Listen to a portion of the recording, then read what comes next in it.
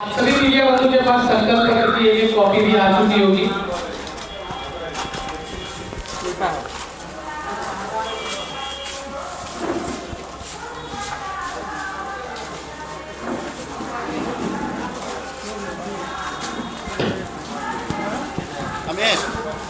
अमित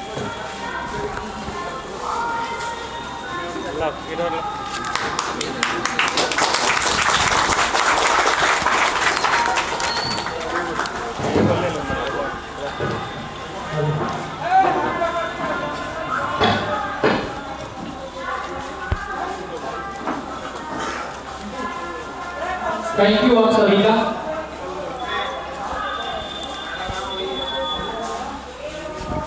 हर सौगात कोई road map हो आपके पास जैसे डायरेक्ट किसानों को फायदा हो सके।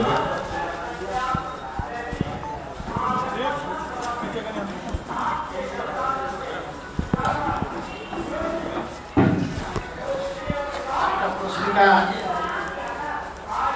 जवाब तो बिल्कुल सीधा सीधा है।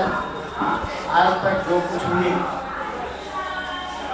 अन्य पार्टियों, राष्ट्रीय पार्टियों के द्वारा जो किसान को सुविधा की बात करते हैं और जमीन पर कहाँ तक वो उतर पाया है, उतरता है, ये जनता से आप जानेंगे तो ज़्यादा बेहतर होगा।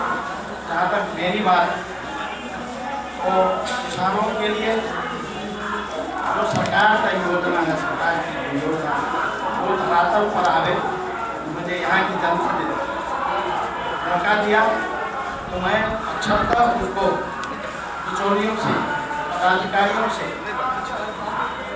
दूर रखा करके और उनको सुविधा प्रदान करने का कोशिश वाला मेरा ये था।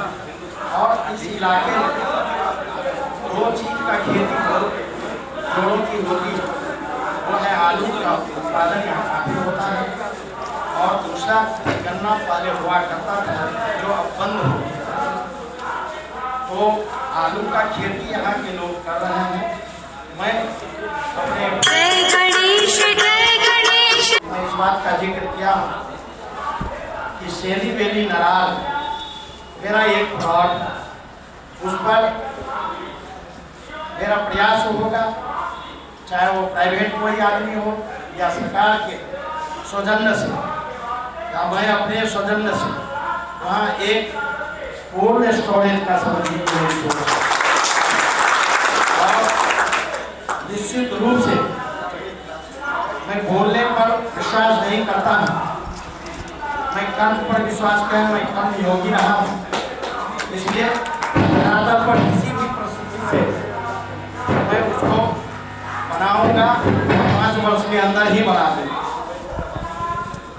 दूसरा जो गन्ना का है, तो मेरे माननीय मुख्यमंत्री महोदय जी 2005 में उन्होंने कहा था कि बंद यहाँ 3 चीनी मिल इस जिला में हुआ करता था और 6 महीने के अंदर उससे धुआं निकलेगा, उन्होंने तो वादा किया। मैं समझता हूँ कि 3 का 3 धुआं निकलने की बात को छोड़ दीजिए, वो नीलाम कर दिया गया और वो खत्म हो गया। जो आज किसान नेपाल में बगल में उसको भेजा करते हैं, उनको सारी कठिनाई होती है जो दुनिया जानती है और मैं भी जानता हूँ। इसलिए ये बड़ा प्रोजेक्ट एक साधारण विधायक ये वर्ड नहीं दे सकता है, देता है कि ये प्रलोभन की बात होगी, वोट लेने की बात होगी, राजनीति नहीं हो सकती। लेकिन एक मैं विश्वास दिला करके कहना चाहता हूँ कि आज जो आप लोगों का सर्वे, जो आप लोगों का पेपर और मीडिया में जो बात आती है कि पहले 56% जगह पर जो सत्ताधारी हैं या विरोधी हैं उनसे निर्दलीय का विरोध 56%। जो हाल फिलहाल में 1-2 दिन का जो सर्वे आया है वो घट करके 36 हो गया। यदि यही सर्वे चाहे जितना भी जाए तो मिनिमम मैं मान के चाहता हूँ कि 10% भी यदि निर्दलीय विधायक आते हैं चुन करके, इसका स्पष्ट है कि किसी को बहुमत नहीं मिलने जा रही, वो खिचड़ी सरकार बनेगी। और यदि ये परिस्थिति पैदा हुआ और मुझे आप लोग जीत करके भेजेंगे, प्रतिनिधित्व करने भेजेंगे, तो मैं यही वादा करता हूँ कि जो मेरे विकास के लिए, मेरे क्षेत्र के खजौली के विकास के लिए, जो मेरे शर्त पर, जो मेरा संकल्प अपना जिक्र है, 12.5 करोड़ रुपये का मेरा जिक्र है। निश्चित रूप से वो चीनी मिल का प्रोजेक्ट नहीं है, बहुत सारे बुनियादी असुविधाएं है, उसके लिए है। दूसरी बात, एक मेरा ड्रीम सपना कहिए, वो मेरा डॉक्टर AP सिंह चिकित्सा महाविद्यालय बनाने का सेलिब्रेटी में मेरी योजना। मैं बार JP नड्डा से लेकर तमाम बिहार सरकार, नीतीश जी को मैंने व्यक्तिगत रूप से दिया। मेरे प्यारे मित्र जो अब 10 दिन पहले वो गुजर चुके हैं, स्वर्गीय कपिल कामत जी, जो बिहार सरकार के कैबिनेट मंत्री थे, उनका काफ़ी इसमें योगदान है, प्रयास हुआ। लेकिन जब ये मधुबनी के लिए एक सेंक्शन हुआ, मैं अपना सब कुछ लिख पढ़ के दिया, उनका इंक्वायरी हुआ और सरकार में मेरी कोई पहुंच नहीं थी। नतीजा हुआ कि संजय बाबू इसको झंझारपुर ले गए और खेत की बात है कि 2 वर्ष पहले और आज तक उसको जमीन नहीं हुआ, जो मैं मुफ्त में जमीन 20 एकड़ दे रहा था। तो ये तो पॉलिटिकल सपोर्ट जो होता है विकास, वो यहाँ के लोग, यहाँ के जो जनप्रतिनिधि रहे हैं, कभी इस दिशा में मैं समझता हूँ कि प्रयास नहीं किया। तो ये मेरा प्रयास रहेगा और बोलना उचित है या नहीं, मैं यहाँ बिहार सरकार से निराश होकर करके, मेरे मित्र कुछ हैं जो सऊदी अरेबिया में रहते हैं लेकिन इसी इलाके के रहने वाले हैं, मेरी उनसे बात हो रही। मैंने उनको स्पष्ट रूप से कहा कि मेरा स्वार्थ यदि है उसमें, तो मैं चाहता हूँ कि डॉक्टर AP सिंह चिकित्सा महाविद्यालय खुले। ये समाज को एक एसेट दे करके जाना चाहता हूँ। हर इंसान आते हैं और चले जाते हैं, उनकी कीर्ति ही बच जाती है, ये मेरी मंशा है। तो मेरा वो ड्रीम भी है, मैं उसको पूरा करने का कोशिश करूँगा। और जहाँ तक किसान की बात में आपने बताया था, तो मैं किसान के लिए यही 2 प्रयास करूँगा और जो भी सरकार के द्वारा किसानों को मुहैया कराया गया सुविधा है, उसको सरजमीन फैला करके, भ्रष्टाचार मिटा करके, बुजुर्गों को खत्म कर कर, वो दोनों को समझिए कि धारा पर लाने का काम।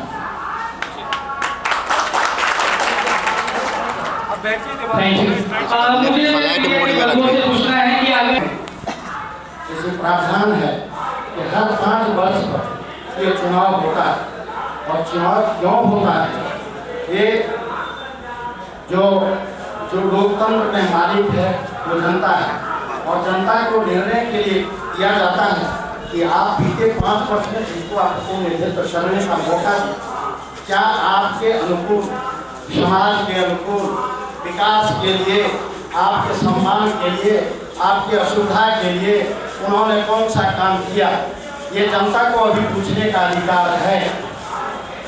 और जहाँ तक मेरी बात है, मैं किसी को अपना ना विरोधी मानता हूँ, मैं कब विश्वास किया है, 40 साल से मेरा इस जगह निश्चित रूप से बिना स्वार्थ का सेवा भावना से मैंने किया, और जिस उम्र के पड़ाव में पहुँच गया, तो मेरी इच्छा है, हर आदमी चाहता है एक सम्मान के साथ जिए और सम्मान के साथ जाए। तो मेरे पीछे एक केवल यही स्वार्थ है कि जिस समाज ने मुझे कन-कन करके इतना बड़ा सम्मान और संपत्ति दी, मैं इस समाज के लिए कुछ करके जाऊं, यही मेरा सोच है। और जब कभी भी समाज को मेरी आवश्यकता पर या आवश्यकता में समझा कि जब समाज के लिए कुछ करना चाहिए, वो मैं आज तक करते रहा हूँ। ये अब समाज को निर्णय करना है, ये जनता को निर्णय करना है। मैं उनकी अदालत में खड़ा हूँ, उनके सहमति से मैं एक आज़ाद उम्मीदवार के रूप में आया हूँ। चिन्ह मेरा क्या है, मुझे उससे नहीं समझिएगा। कोई चिन्ह लेके राष्ट्रीय आया है या प्रदेश का चिन्ह लेके आया है, मुझे उससे कोई समझिए कि वह शिकायत नहीं। इसलिए ये जनता तय करे, जनता को सोचना है कि मुझे किस तरह का प्रतिनिधित्व चाहिए।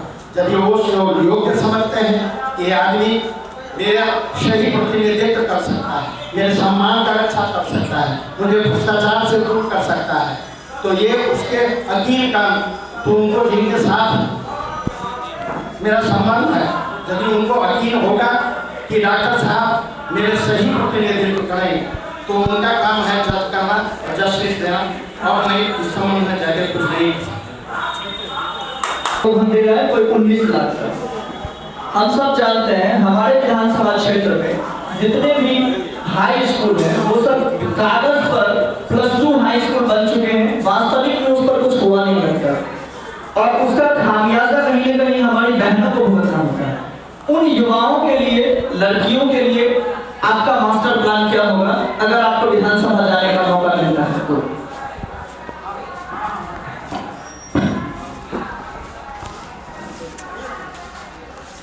देखिए, सबसे पहले आप जिस पद पर जाते हो आपका अधिकार क्या है, आपके अधिकार क्षेत्र में क्या है, पहले इस पर आपको जाननी पड़ेगी और उस पर यकीन करना पड़ेगा। और जब अपने अधिकार को, क्षेत्राधिकार को जानते हैं, तो मैं जितना ही जानता हूँ किसी भी प्रतिनिधि इतना अपार उनका दायरा है, सिर्फ और सिर्फ आप कितने ईमानदार हैं अपने काम के प्रति, आप कितने ईमानदार हैं जनता की सेवा के प्रति। यदि आप अपने सेल्फ सेंटर हो जाते हैं, अपने लिए केवल सोचते हैं, तो सारी चीज़ जो आपको जनता के लिए अधिकार मिला हो आप न कर पाएंगे, ये मेरा विश्वास है। ऐसा लोग करते हैं। जहाँ तक शिक्षा और युवा का बात आते हैं तो मैं अपने संकल्प पत्र में भी इस बात का जिक्र किया है जो आपको प्रश्न मिली और उसका जवाब मिले। जहाँ तक महिला के सुधार की बात है, महिला के शिक्षित करने का बात, कोई भी परिवार जब एक बच्ची को शिक्षा पाकर समृद्ध होकर के शादी के बाद अपनी किसी परिवार में जाती है तो एक परिवार को बनाने का दायित्व उसका रहता है। यदि शिक्षित है तो निश्चित रूप से एक समाज में सम्मान और राष्ट्र के प्रति समर्पित आदमी को बनाने का काम कर सकते। यदि एक परिवार में एक लड़की जाकर के 5 आदमी को इस तरह का देता है, वही 5 आदमी मिलकर के एक समाज बनाता है, समाज समझिए प्रदेश प्रतिनिधित्व करता है। तो शिक्षा के मायने में मैं लायंस क्लब और रोटरी क्लब का जब प्रेसिडेंट था बहुत सारे काम मैंने किया और मेरे दिल दिमाग में इस बात के आया कि यहाँ एक्चुअली महिला के लिए समुचित समझिए कि एक कॉलेज, इंटर कॉलेज होनी चाहिए। माननीय स्वर्गीय परमेश्वर सरदार जी के सौजन्य से आज 2 कॉलेज यहाँ, ये हम लोगों के लायंस क्लब और रोटरी क्लब के प्रेसिडेंट होने के नाते ये मेरे दिमाग का उपज था और आपके सामने में। और मेरी पत्नी मैं एक टीचर के और जो भी उनको तनख्वाह मिलता था वो कॉलेज के विकास के लिए ही दे दिया करता था। मैं आज तक मेरी पत्नी ने 1 नया पैसा, जितने दिन वो कॉलेज में काम की, 1 नया पैसा नहीं दी और सारे के सारे तनख्वाह जो मिलता था वो कॉलेज के विकास के लिए ही दे दिया करता था। तो ये मेरी सोच है। और जहाँ तक बासोपट्टी में, यहाँ तो एक गर्ल्स हाई स्कूल भी है, एक कस्तूरबा हाई स्कूल भी है, इंटर कॉलेज भी है और डिग्री कॉलेज भी है। बासोपट्टी में मेरा विजन है कि वहाँ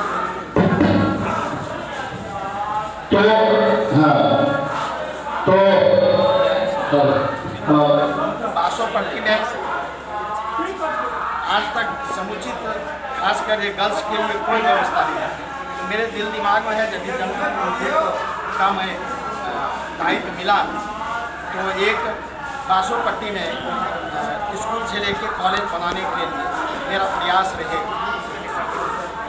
तो मेरे संकल्प पत्र में इस बात का जिक्र भी।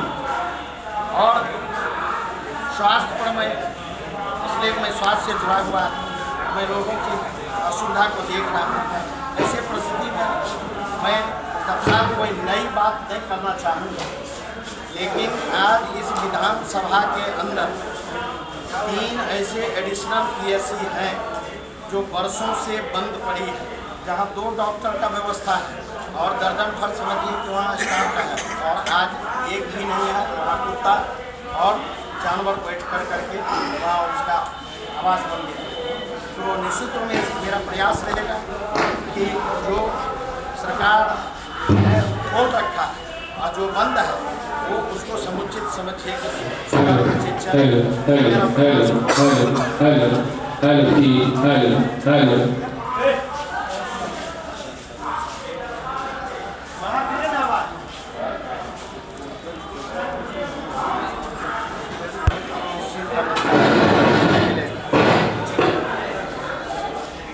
माइक खराब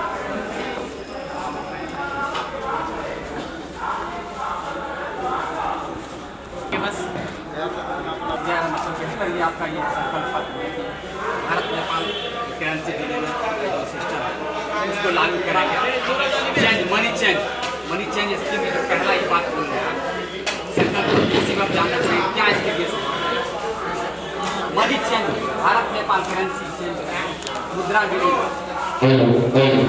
भारत सरकार से जुड़ा हुआ मसला है। प्रतिनिधित्व इसको समुचित जगह पर उठाने का काम करेंगे। मैं समझता हूँ कि बिहार सरकार का भी इसमें योगदान शायद नहीं हो, इसलिए कि भारत सरकार इंटरनेशनल पॉलिसी है और ये यहाँ के व्यापारियों के लिए बड़ा असुविधा का चीज़ है। तो मैं तमाम भाइयों से व्यवसायी भाइयों से मैं निवेदन पूर्वक कहना है कि मैं आपके लिए मुझे भारत सरकार के पास भी जाना पड़ेगा तो मैं आपका इस प्रॉब्लम को लेकर के जाऊंगा और इसका सम्मानजनक समझौता या सम्मानजनक समझौते की निराकरण निकले। आप लगातार जनता की सेवा कर रहे हैं एक चिकित्सक के रूप में। अभी आप चुनाव लड़ने आए हैं, किन मुद्दों के साथ आप जनता के बीच आए और अगर चुनाव जीतते हैं तो पहला कौन सा कार्य करना चाहिए? मैं आपको एक बात बता दूं, मैं डिफरेंट पार्टी में रहा, जिस तरह का मुझे पहचान और सम्मान मिला वो सब जनता जानती है और जनता ने मुझे आज़ाद उम्मीदवार के तौर पर लाया और मेरा किसी से कंपटीशन नहीं, केवल एक दिन की उस अदालत में मैंने कर रखा है जिनके द्वारा कोई विधायक और संसद या कुछ भी बन के जाते हैं। तो मैं तो उसके साथ मेरा कार्यकर्ता, मेरा सपोर्टर और मेरा वोटर जनता, इसलिए तय वो करेगी, मदद वो करेगी और मुझे सम्मान मिला, मुझे जिता करके भेजे तो निश्चित रूप से उनके विश्वास को ठेस नहीं हो। मैं 40 वर्ष में अपने कार्यकलाप और चरित्र के खुले किताब की तरह है, समाज उसको जानती है, जो जानते नहीं हैं वो उसको पढ़ ले, पढ़ने का जो भी तरीका और सोच हो। मैं अक्षरतः उनके विश्वास को सम्मान करते हुए उन्होंने जो जगह दिया है और मुझे विश्वास है कि विश्वास का रिश्ता सबसे पक्का होता है। जहाँ यकीन खत्म हो गया वहाँ सब कुछ खत्म हुआ। तो मैं उनके इसी विश्वास पर और मुझे भी उनके ऊपर विश्वास है कि मुझे जरूर आशीर्वाद मिले।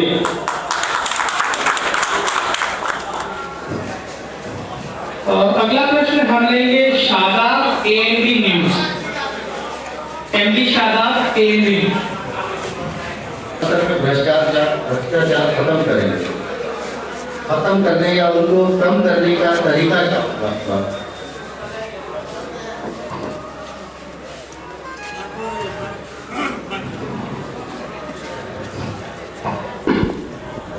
कुछ चीज मुझे विरासत में मिला है, उसमें से ये भ्रष्टाचार जो ब्लॉक स्तर पर कैसे मिटाया जाता है, एक एक बात मुझे मेरे पिताजी कांग्रेस के बड़े नेता हुआ करते थे और जब उन्होंने जो कांग्रेस में बुराइयां देखा उन्होंने त्याग कर दिया पॉलिटिक्स से और कांग्रेस से निकल होकर, तो गांव के लोगों ने लगातार एक बार नहीं 3 बार उनको वहाँ का मुखिया उस समय बीडीसी की मीटिंग हुआ करता था।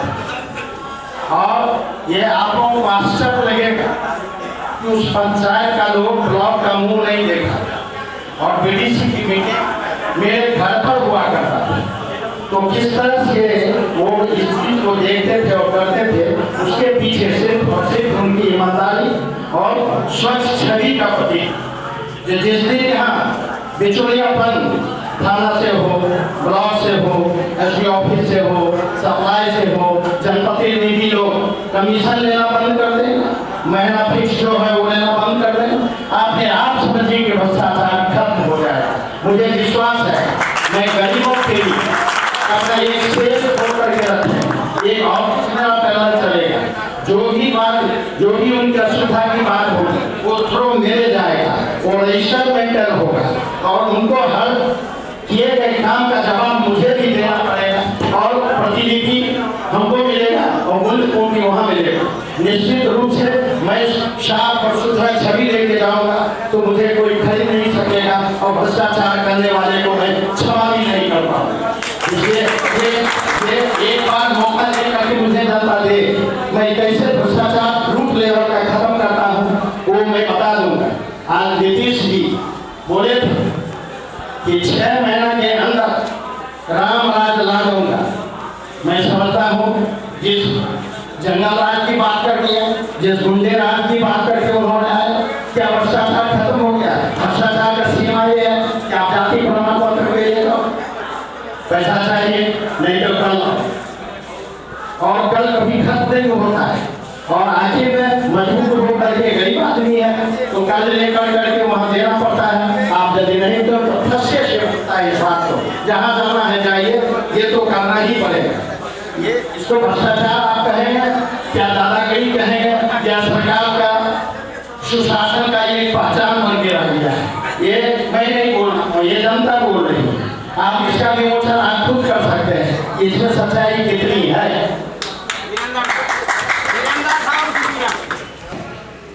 तो मैं एक साधारण और सिंपल नागरिक के तौर पर एक शिक्षक के रूप में पिछले साल जो ये आपका आया, ये दुनिया जानती है और इस समाज के अधिक लोग जानते हैं। वो शायद वो 13 तारीख की बात थी, 13 मैं सरकार या उसको सरकार की तरफ से दिलाने के लायक मैं कोई उस पोजीशन में नहीं, मैं अपना दायित्व समझ जो कुछ मैं 1 महीना 13 तारीख से 13 तारीख तक मैंने सैकड़ों क्विंटल चूड़ा, गुड़, माचिस और कैंडी, ये हर आदमी को जहाँ तक था एक घर में पहुँचाने का काम है। मैंने लंगर चलाया, लोगों का जो विस्थापित आदमी थे उनको खाना खिलाने का काम किया, जिनके ऊपर छत नहीं था मैंने त्रिपाल देने का काम। और मेरे इस काम को देखकर भारत विकास परिषद जो दिल्ली से संचालित होता है, मुझे 1 लाख रुपया वहाँ से अनुदान के रूप में, और फिर मैं इसको आगे बढ़ाते रहा और पूरे 1 महीना तक मैं अपने से ट्रैक्टर पर बैठ कर हाफ पैंट पहन करके नदी में जाना पड़ता था, जाते थे। बहुत लोगों को ये होता था कि डॉक्टर साहब तैरना आप नहीं जानते हैं, आप पानी में मत, बहुत सारा अभी भी उस तरह का ही। लेकिन मैं अपनी जान का परवाह नहीं करता। मैं उस समय सोचा नहीं था कि समझिए कि हमको लड़ना भी पड़े, मैं फील्ड में आऊँगा। तो मैं वो सेवा भावना से किया और मेरी आज भी सोच है कि सेवा भावना मेरे कल में बसा हुआ है। विरासत में मुझे पिताजी यही दे करके यहाँ भेजे थे। तो आप लोगों को आश्वस्त कर देना चाहता हूँ, चाहे आप कोरोना भारत सरकार से लेके सभी लोगों को 60 वर्ष की उम्र के लोग कोरोना में घर से नहीं निकले। मेरे बच्चे विदेश में पढ़ते हैं, उनका निर्देश आता था कि भारत सरकार का है, आपका उम्र जो है 170 वर्ष से भारी हो गया है, आप घर से नहीं निकले। मैंने सामने में मेरा बेटा है, मैं कहा अब कितना दिन हम जिएंगे, यदि समाज के लिए हम कुछ करते करते चले जाएंगे तो मेरे लिए समझिए इससे बड़ा और कोई पुण्य का काम नहीं होगा। मैं बांटूंगा और मेरा 10,000 मास्क, 10,000 साबुन हैंडलिंग कि आप कोरोना से कैसे बच सकते हैं, मैं उसको लेकर के समाज में डिफरेंस कोरोना में, और जहाँ तक मुझसे बन पड़ता है मैं अब जीता हूँ, जीऊँगा, समाज के लिए जीऊँगा, जो समाज के लिए नहीं मैं अपने लिए जीऊँगा, क्योंकि समाज के लिए मैं करूँगा, वो समाज मुझे सम्मान दे उसी के लिए जी रहा हूँ, सिर्फ और सिर्फ मेरा यही अरमान है, यही सोच है। हमें बात होती है कि मैं अपने प्रति एक वीरेंद्र जी प्रश्न पूछिए, छोटा प्रश्न पूछिए। प्रश्न की मालिक धुरी 5 वर्ष में जो भी विधायक रहे और उनके कार्यकाल में विकास का काम नहीं हुआ, ऐसा कहना है जनता का, और 2 समस्या निरंतर जारी है, सड़क और नाले की। अगर आप जीत के जाते हो तो सर्वप्रथम प्राथमिकता किस चीज़ को देंगे? क्षेत्र में बुनियादी हमारे मुख्यमंत्री जी कहते हैं कि घर घर जल, नल और रोड की सुविधा दी है। मैं समझता हूँ कि इस पर टिप्पणी से पहले मैं आप लोगों से ही चाहूँगा कि आप पूरे विधानसभा, खजूरी की विधानसभा का जिस कॉर्नर में 10 किलोमीटर को पूरी 1 घंटा में तय करें तो ये रोड की स्थिति है। लेकिन जनता ने क्यों उस पर विश्वास किया, तो मैं आप लोगों के सामने संकल्प लेता हूँ, या ये मेरी प्राथमिकता में रहेगा कि कम से कम रोड चाहे जैसे भी हो इसको सुधारने का काम करेंगे, सम्मानजनक और सुचारू रूप से चले। आज रोड पर एक्सीडेंट होकर के मेरे बहुत सारे, मैं डॉक्टर हूँ इसलिए मैं जानता हूँ इस बात कि एक्सीडेंट कर करके बहुत सारे बच्चे आते हैं जो रोड एक्सीडेंट में मार जाते हैं, बिल्कुल कि रोड है ही नहीं। आप 500 का मुख्य सड़क पर जाए, जब बरसात के समय में गए हों तो रोड पर भर पानी, यानी कि 2 फीट पानी लगा है। अब उस रोड का क्या वर्णन कर सकता है, तो निश्चित रूप से मैं आऊँगा तो सबसे पहले मैं रोड को दुरुस्त करवाऊँगा। बहुत सारे फंड हैं, बहुत सारे विभाग रोड बनाते हैं, वो सारे से मिल करके मेरा एक प्रतिनिधि होने के नाते मेरा अधिकार भी बनता है, और पदाधिकारी हो या सरकारी संस्था हो वहाँ जाकर के मैं निवेदन करूँगा। निवेदन के बाद माने तो माने, नहीं तो मैं सत्याग्रह करूँगा। ये मुझे भरोसा है कि जनता मेरे साथ है। किसी भी गांधी जी ने इतने देश को आज़ाद किया है, ये छोटी सी रोड क्या है, जब एक संकल्प हो, सोच हो और ईमानदारी हो तो मैं जरूर इसके लिए प्रयास नहीं करूँगा, करवाऊँ। डॉक्टर साहब यहाँ के जाने के बाद और पूर्व में आपने सूर्यका अतिथि भवन में भी प्रेस कॉन्फ्रेंस किया था, तो आपने बताया था पत्रकारों को कि मैं पूर्व में आरजेडी में था, उसके बाद मैंने बीजेपी ज्वाइन किया। कुछ बातों को लेकर हमें वहाँ तजब्बो नहीं दिया गया, जिसको लेकर हमारे सक्रिय कार्यकर्ता व लोगों के बातों पर मैंने स्वतंत्र निर्दलीय चुनाव लड़ना, उन लोगों के कहने पर मैंने लड़ना शुरू किया। बाहर में जो आपके प्रतिद्वंदी, आपने कहा कि हमें किसी से प्रतिद्वंदी नहीं है, जो आपके प्रतिद्वंदी पार्टी है वो लोग आपके बारे में खजूरी विधानसभा में लोगों को, मतदाताओं के बीच एक मैसेज छोड़ते हैं कि डॉक्टर साहब वोट कटवाएं, डॉक्टर साहब वोट कटवाएं। आप इस पर हमारे खजूरी विधानसभा क्षेत्र के मतदाताओं को क्या कहकर उनको अपने विश्वास में ला सकते हैं?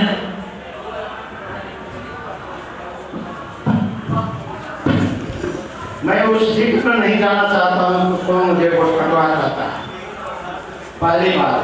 दूसरी बात कि जिस अदालत में वो आए हैं उसी अदालत में हम भी आए। निर्णय तो इन लोगों को करना है, जनता को करना है, ये मेरी प्राथमिकता है। और जहाँ तक मैं दल में रहने की बात करता हूँ, इस दल में गए, उस दल में गए, मैं 2 ही दल में गया। मैं आरजेडी में लालू जी बने सभी के सहयोग से, जनता पार्टी बनी थी कि सभी के सहयोग से वो पार्टी बनी और उनके मुख्यमंत्री हुए थे लालू जी। और पहला जेपी आंदोलन के जो भी उपलब्ध है, चाहे वो नीतीश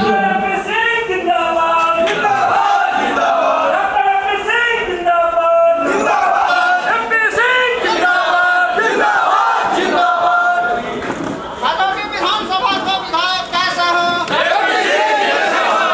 आगामी विधानसभा में नेता नहीं चाहिए, हमें बेटा चाहिए जो एमपीसी में। बैठा जा।